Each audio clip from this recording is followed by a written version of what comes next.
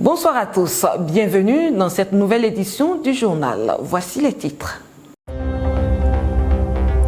Le président Laurent Gbagbo, invité pour la célébration des 120 ans des Mémé Kablan Nguessan Hélène à Divo. Libération des prisonniers politiques, l'opération Je donne 1000 francs confiée aux responsables territoriaux.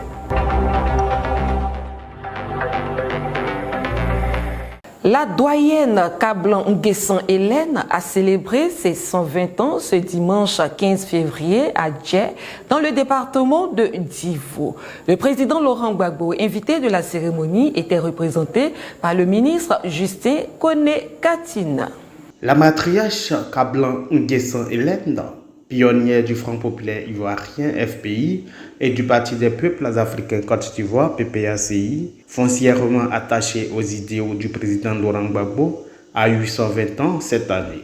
Reconnaissant à Dieu pour cette longévité exemplaire, ses enfants et petits-enfants ont organisé une messe d'action de grâce à son honneur le dimanche 15 février à la paroisse Sainte-Marie, Mère de Dieu de Djé, dans le département de Divo. Le président Laurent Gbagbo, l'invité spécial de cette cérémonie, a été représenté au dernier moment par le président du CSP, le ministre Justin Koné-Katina. Il y était accompagné des membres de son cabinet. Au nom du président du PPACI, Dr Justin Koné-Katina a rendu hommage à la doyenne d'âge à titre posthume. Chers frères et sœurs dans le Christ, je suis particulièrement honoré d'être devant vous ce matin au nom de son Excellence le président Laurent Gbagbo.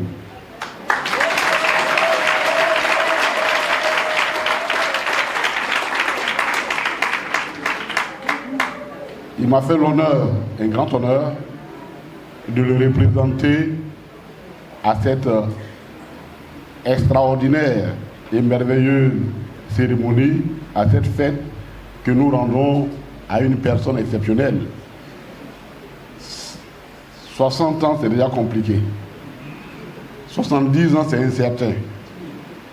80 ans, ça devient peut-être. 90 ans, on se dit, Dieu nous a fait grâce. 100 ans, on commence à dire, est-ce qu'il ne nous a pas oublié Dieu? Et aujourd'hui, 120 ans, je pense qu'il faudra peut-être qu'on fouille et refouille pour trouver la promotionnaire ou le promotionnaire de notre mémé en Côte d'Ivoire. Je ne sais pas sûr qu'il y en a encore beaucoup.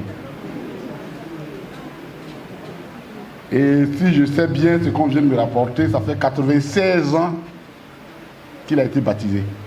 Il a été baptisé selon les informations en 1930.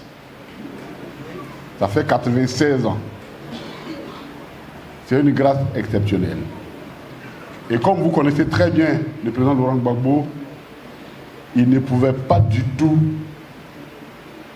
manquer une telle occasion. Quand je lui ai porté l'information, il m'a dit, Katina, c'est vrai ça? J'ai dit, oui, président, c'est vrai. En tout cas, sur le papier qu'on nous a envoyé, elle a 120 ans. Au début, il m'a dit, je ferai l'effort d'être là.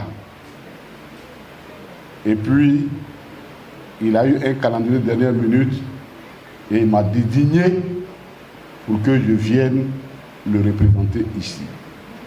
Mais c'est l'homme que vous connaissez, il n'a pas changé.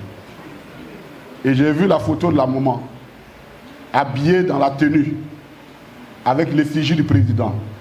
La tenue que nous avons confectionnée lorsque nous attendions son retour le 17 juin 2021. Notre mémé avec cette photo. Je garde cette photo avec beaucoup de joie et je vais la présenter au président pour dire déjà en 2021, elle avait 117 ans. Elle a porté sa tenue pour vous attendre. C'est une militante convaincue. C'est une pro-Gbagbo convaincue. C'est une vraie pro-Gbagbo. Je transmettrai au président ce que j'ai vu. Une personne de 120 ans qui reconnaît ses arrière-petits-enfants, qui reconnaît les personnes et même qui chante et qui chantent. C'est une grâce de Dieu qui doit être célébrée tout le temps. En Afrique, on aime célébrer les morts. On aime célébrer les morts. Pour une fois, nous sommes réunis pour célébrer la vie d'une personne exceptionnelle. Merci beaucoup. Séance tenante, le ministre a fait plusieurs dons en espèces à la matriarche et à l'église au nom du président Laurent Gbagbo. Après la cérémonie religieuse, la doyenne Kabla Nguessan Hélène a procédé à la coupure du gâteau avec l'aide du ministre. En marge de cette cérémonie, le président du CSP a rencontré la Fédération des Divos sous-préfectures dirigée par Agbaté Théophile. Le coordonnateur régional adjoint Koudou Didier Noël et le fédéral des Divos communes Ayemende Pavel étaient tous présents à la cérémonie. Dr Justin Koné-Katinan a partagé avec eux l'actualité du parti dominé par les activités de l'initiative pour la libération des prisonniers d'opinion ILPO. Il a servi de relais de la coordination générale de cette initiative. La direction du parti et la coordination de l'IELPO ont eu une rencontre d'échange avec les fédéraux, les coordonnateurs régionaux et adjoints le samedi 14 février au siège du parti pour la mise en œuvre de l'opération « Je donne 1000 francs » pour la libération des prisonniers d'opinion. Sous la direction du parti, la coordination de l'initiative pour la libération des prisonniers d'opinion IELPO a eu une rencontre d'échange avec les fédéraux, coordonnateurs régionaux et leurs adjoints, à l'exception de ceux d'Abidjan. C'était le samedi 14 février au siège du parti. Cette rencontre avait pour objectif de présenter officiellement aux responsables territoriaux la structure créée par le président Laurent Gbagbo afin d'assister les prisonniers d'opinion, veiller sur leur bien-être et lutter pour leur libération. Le président exécutif Sébastien Dano-Djedje et le secrétaire général Jean-Gervais Tchéidé représentaient la direction exécutive à cette rencontre. Après le mot de bienvenue du secrétaire général Tchéidé Jean-Gervais, le président exécutif, le professeur Sébastien Dano-Djedje, a, au nom du président Laurent Gbagbo, salué la mobilisation exemplaire des responsables pour leur constance, leur détermination relative à la lutte démocratique en Côte d'Ivoire. Pour votre mobilisation exemplaire et pour votre participation effective à toutes les rencontres, à toutes les luttes que nous avons menées au cours de ces derniers temps, notamment la lutte pour l'organisation des élections transparentes, libres, crédibles et inclusives. Et la lutte contre les quatrièmes mandats. Vous êtes engagés dans cette lutte, vous êtes défoncés, vous avez donné tout de vous-même et les résultats sont les résultats. Mais pour nous, il est bon qu'on vous dise grandement merci et surtout félicitations. Et en plus cela, je vais vous saluer aussi pour le remercier pour votre position et votre implication dans la décision du 6 novembre dernier au Comité central, laquelle décision demandait au PACI de ne pas participer aux élections législatives 2025. Cette décision a été prise au Comité central. Nous n'étions pas tous là. Et dès que ça a été pris, vous avez endossé cette décision. Et vous l'avez exécutée sur le terrain. Je veux vous remercier. Je veux vous applaudir. Prenant la parole à son tour, la coordonnatrice générale adjointe de l'IELPO, Madame la ministre Odette Sohié, a présenté l'IELPO avec ses objectifs et ses différentes missions. Elle a signifié à l'auditoire l'objectif principal de l'initiative qui est la libération totale des prisonniers d'opinion. Mais avant cette libération, il faut bien les assister. D'où l'initiative de l'opération « Je donne 1000 francs » pour les prisonniers d'opinion. Le coordonnateur général de l'IELPO, l'ambassadeur Emmanuel Aka, est également intervenu pour exhorter les représentants de la base. Faisons ce que nous pouvons. Ne soyons pas toujours dans des calculs, dans des raisonnements. Non. Faisons agir, faisons parler notre peur. En vous remerciant encore d'être venus si nombreux. Mais repartez d'ici comme des ambassadeurs de Laurent Gbagbo. À la fin de la réunion, l'Assemblée a répondu à l'appel de l'IELPO. Sur place, La levée de fonds improvisée a donné la somme de 170 000 francs et M. Enon Foba Antoine, par le biais de Amankadjo, coordonnateur de la région du Sud Comoé, a fait don de 100 000 francs aux camarades détenus.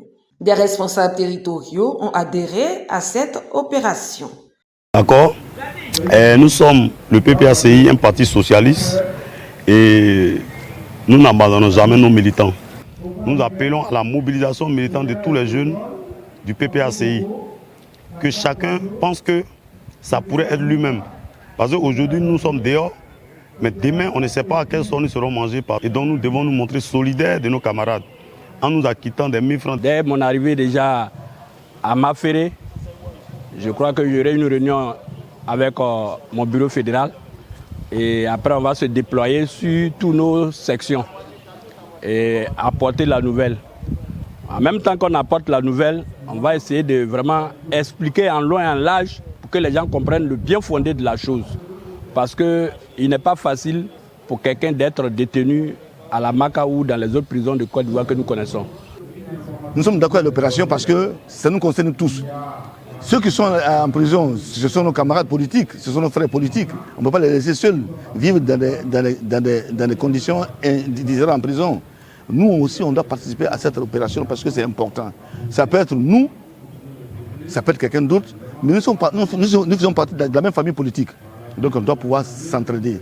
On doit pouvoir vraiment venir en aide à l'IPO qui a été mis en place par le président Laurent Gbagbo pour pouvoir vraiment donner un coup de main. Nous sommes vraiment d'accord et nous pouvons vraiment le faire sur le terrain. On va instruire tout le monde, on va pouvoir vraiment avancer tous ensemble. Tous ceux qui seront concernés, vraiment, on va pouvoir les suivre de près pour que la situation puisse vraiment s'arranger. Chaque responsable est retourné avec des fiches de collecte de fonds en faveur des prisonniers d'opinion. C'était un reportage de Steven Djedje. Les cadres de la région de Lamé ont fait parler leur cœur à l'endroit des prisonniers d'opinion et leurs familles. C'était le samedi 14 février 2026 au siège du parti. C'est une enveloppe de 250 000 francs qui a été remise à la coordination générale de l'IELPO par les cadres et responsables territoriaux de la région de Lamé. C'était le samedi 14 février 2026 au siège du parti. Un don à l'endroit des prisonniers d'opinion et leurs familles. Nous sommes venus ce matin pour dire à la VP chargée de la coordination de l'IELPO que nous ne pouvons pas rester sans réagir par rapport à l'appel lancé par notre président, le président Laurent Gbagbo, celle de soutenir les prisonniers d'opinion.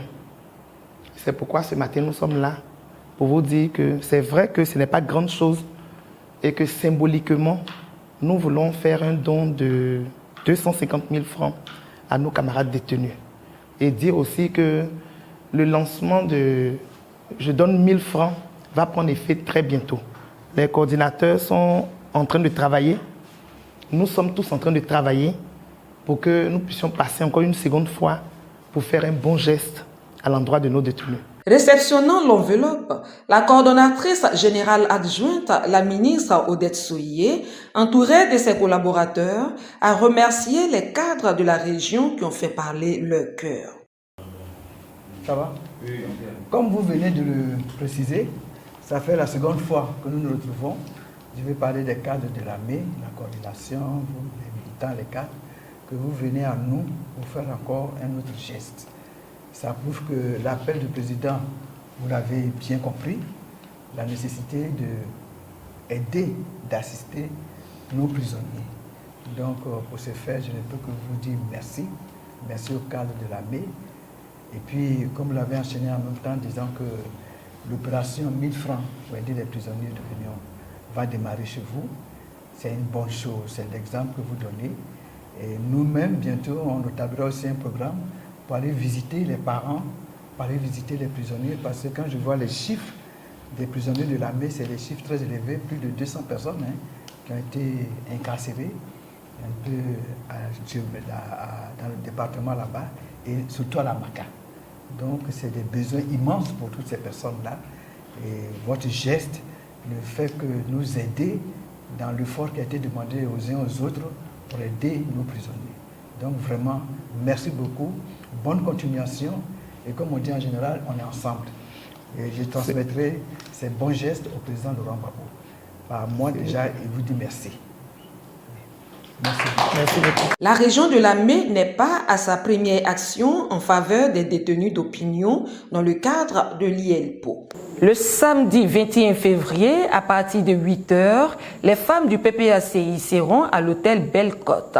À l'occasion de la rentrée politique qu'organise la Ligue des femmes dirigée par la secrétaire générale adjointe BC Dominique.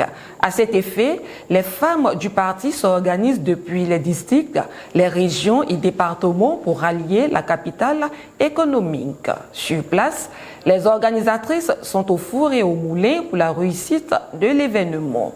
Rémobilisation, réorganisation et redynamisation sont les maîtres mots de cette rentrée politique. La Côte d'Ivoire, pays des 322 462 km², repose sur des minéraux naturels, entre autres l'or. L'extraction de cet or aujourd'hui est faite par des sociétés étrangères qui détiennent quasiment les plus gros pourcentages. Que gagne la Côte d'Ivoire? Françoise Rabé. La Côte d'Ivoire dispose de 7 mines d'or et de plusieurs gisements de pétrole, dont une autre découverte annoncée hier lundi 16 février d'une capacité de 1,4 milliard de barils équivalent pétrole. En terre de l'Ivoire, 7 mines tournent à plein régime. À Divo, 2 mines à Bonikro et à Gbaou. À Man, la mine d'Iti. À Séguéla, une mine à Boisflé. À Dabakala, dans la zone de Bonyénéré, Dougou et Daloa. 7 mines sur toute l'étendue du territoire national, avec des positions stratégiques du nord au sud en passant par l'ouest. Que des richesses naturelles sous le sous-sol ivoirien. Malheureusement, l'État de Côte d'Ivoire et les Ivoiriens en particulier ne bénéficient guère des retombées de ce précieux sésame. Un lingot d'or pèse environ 23 kg et 1 kg d'or, c'est plus de 126 000 €, soit environ 82 millions de francs CFA multipliés par 23. Nous obtiendrons la valeur d'un seul lingot. Ce sont des millions de francs CFA. À cela, regardons la production de cette mine par mois. Le peuple ivoirien vit donc sur une richesse naturelle. Et, aux dames de tous, l'État ivoirien ne touche que 8% chaque année. Pourcentage dérisoire et très dérisoire même. Quand nous observons la valeur totale de ce qui sort des sous-sols ivoiriens. Pendant ce temps, le pays de feu Félix Houphouët-Boigny est asphyxié par la dette publique qui s'élevait à environ 34 016 milliards de francs CFA à la date de fin septembre 2025. Une dette colossale sur la tête des Ivoiriens pendant que 7 mines d'or et plusieurs forages sont découverts et exploités ça et là partout au pays. L'État de Côte d'Ivoire danse et se réjouit de 8% de pourcentage. Ils font des conférences de presse, déclarent des sommes exorbitantes, mais la réalité est tout autre. C'est le sol des Ivoiriens, c'est notre terre qui est exploitée par des compagnies étrangères, nous dit-on, que ces compagnies ont le matériel et les ressources qu'il faut pour exploiter nos terres. Dans les zones, ce sont les trous laissés dans le sol, les terres rendues impropres à l'agriculture, les rivières polluées après l'exploitation qui paiera les dommages et intérêts sur les terres et la vie des résidents de ces zones. Question. Malgré la production de ces mines, chaque année, l'État de Côte d'Ivoire court après les prêts internationaux, signe des accords avec le FMI et la Banque mondiale. Nous nous endettons pour construire des routes, des écoles, des hôpitaux et pourtant, nous avons des richesses sous nos pieds. Plus de 65 ans après notre indépendance que cela dure et perdure. Les accords coloniaux demeurent. Toutes les richesses du sous-sol ivoirien appartiennent toujours aux colons, la France. Au pouvoir depuis plus de 15 ans, les dirigeants RHDP semblent bien s'accommoder de ces 8%. Pendant que tous les nouveaux ministres sont célébrés dans leur région parce que nommés de nouveau, la mine de Séguéla est détenue par un groupe canadien qui détient un permis d'exploitation de 6 000 hectares de terre ivoirienne où l'on extrait chaque jour de l'or qui part hors de nos frontières et nous dansons pour 8% seulement. Hélas, la Côte d'Ivoire, indépendante des années 2000 sous la gouvernance du président Laurent Gbagbo, coule aujourd'hui sous les milliards de dettes publiques, pendant que notre sous-sol est exploité sans limite par des groupes étrangers. Nous n'avons que 8%. Nado Grebo Tchepe Alida, ex-membre de la Ligue des Jeunes, s'est éteinte à l'âge de 42 ans. Pour lui rendre hommage, une délégation conduite par James Ndrin était à Treichville le vendredi 13 février 2026. Françoise Rabé. Au moment où le PPACI s'apprête à rentrer dans une nouvelle ère, malheureusement, Nado Grebo Tchepe Alida, ex-collectrice à la régie des taxes de la mairie de Treichville et ex-membre du bureau de la Ligue des jeunes du PPACI, s'en est allée le 24 janvier dernier. Une triste nouvelle pour la Ligue des jeunes qui amorce un nouveau tournant dans la lutte pour la démocratie et les libertés individuelles. Afin de porter leur compassion, une délégation de la Ligue des jeunes, conduite par le camarade James Ndrin Dje, était le vendredi 13 février 2026 à la veille religieuse qui était suivie de la veille traditionnelle au domicile de la défunte à Treichville. La délégation, au nom de la direction du parti, est venue rendre un hommage militant à une camarade de lutte qui a démontré son attachement aux idéaux du président Laurent Gbagbo. Jeune, dynamique, elle a consacré sa vie à la lutte démocratique auprès du président Laurent Gbagbo dans l'organisation 2 millions de filles pour Gbagbo, avant de rejoindre la Ligue des jeunes. La Ligue des jeunes perd ainsi une militante acharnée et dévouée. James Ndrin est allé exprimer à la famille le soutien et la compassion de tout le parti. Pour soutenir la famille, la Ligue des jeunes n'était pas seule. Aux côtés de la Ligue des jeunes était le ministre Justin Katinan-Koné, président du Conseil stratégique et politique CSP du parti. Au nom du président Laurent Gbagbo, a tenu à exprimer toute la compassion du parti à la famille éplorée, tout en les soutenant à travers un don numéraire. À ses côtés, les secrétaires nationaux techniques Faye Florentine et Nassé Gisèle.